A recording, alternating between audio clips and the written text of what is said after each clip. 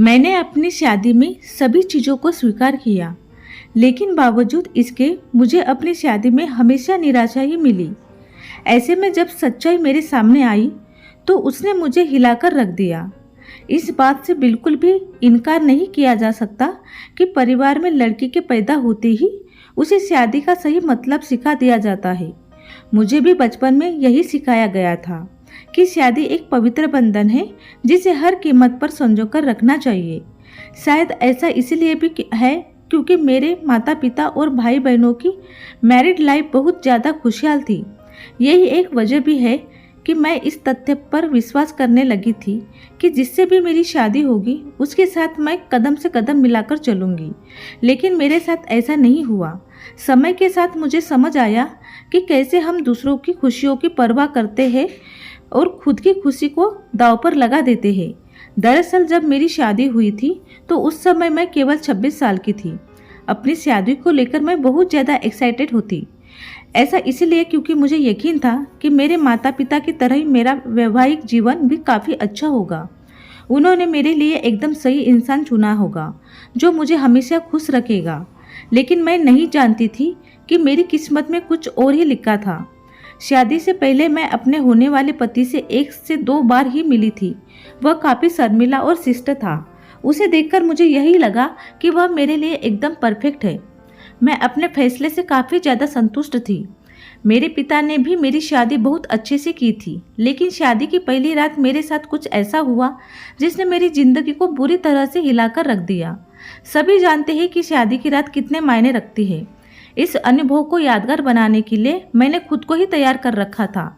मेरे पति अंदर आए, बैठे और मुश्किल से कुछ मिनट ही मुझसे बातें की।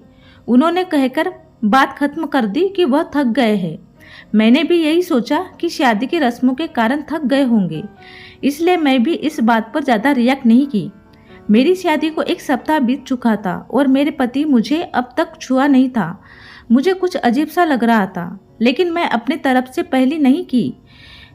ऐसा क्योंकि मैं भी बहुत शर्मीले स्वभाव की हूँ। वैसे तो बहुत ही सभ्य व्यक्ति था, लेकिन एक चीज़ जो मुझे बार बार परेशान कर रही थी वो यह है कि उसे मेरे साथ फिजिकल होने में कोई दिलचस्पी नहीं थी। यही नहीं, जैसे जैसे समय बीतता गया उनके साथ रहकर मुझे ऐसा लगने लगा था कि वह मेरे पति बनने के बजाय दोस्त बनना चाहते हैं।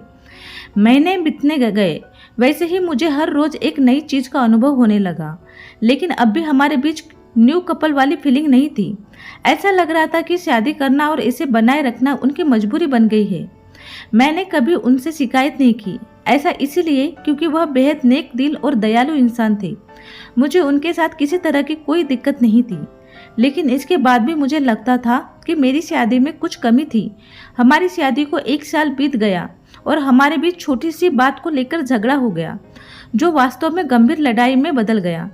मेरे मन में गुस्सा था तो मैंने कह दिया कि मैं एक पति के लिए तरस रही हूँ जो मुझे कभी नहीं मिला। जैसे ही मैंने ये शब्द बोले, मेरे पति एकदम से चुप हो गए और बिस्तर के किनारे पर जाकर बैठ गए। मैंने जब उन्हें रोता हुआ देखा तो मैं चुप हो गई।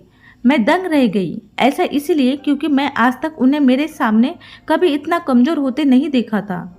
मैंने उन्हें परेशान देखकर दिलासा दिया, तभी उन्होंने मुझसे माफ़ी मांगी और कहा कि उनका इरादा मुझे चोट पहुंचाने का बिल्कुल भी नहीं था, लेकिन उन्हें महिलाएं पसंद नहीं हैं।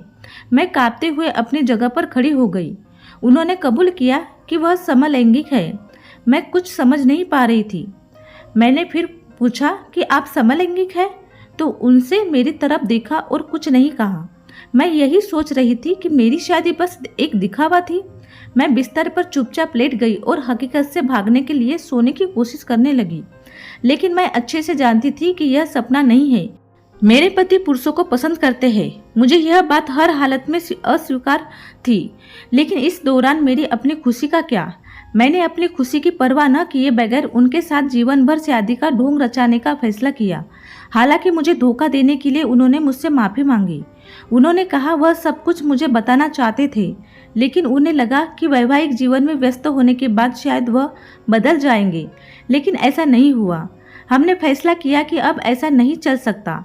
हमें किसी न किसी निष्कर्ष पर चलना था। ऐसे में हमने तलाक की अर्जी दायर की, जिसकी वजह से हमारे परिवार के बीच संबंध खराब हो गए। लेकिन मेरे और मेरे पति के बीच दोस्त के रूप में रिश्ता बहुत मजबूत हो गया। मैंने उन्हें समझा और उनकी भावना की कदर की। वह चाहते थे कि मुझे ऐसा व्यक्ति मिले जिसके साथ मैं हमेशा खुश रहूं। हमारा यह कदम उन बंधनों से मुक्त करने के लिए जरूरी था जो हमें दुखी और अधूरी शादी में जोड़े रखना चाहते थे। लेकिन मुझे खुशी है कि हमने समाज की परवाह नहीं की, बल्कि अपनी खुशी के बारे में सोचा। सच कहूँ तो आज मैं बेहद खुश हूँ। तो फ्रेंड्स, आपको ये स्टोरी कैसी लगी तो प्लीज़ मुझे ज़रूर बताइए और लाइक और सब्सक्राइब करना ना भूलें।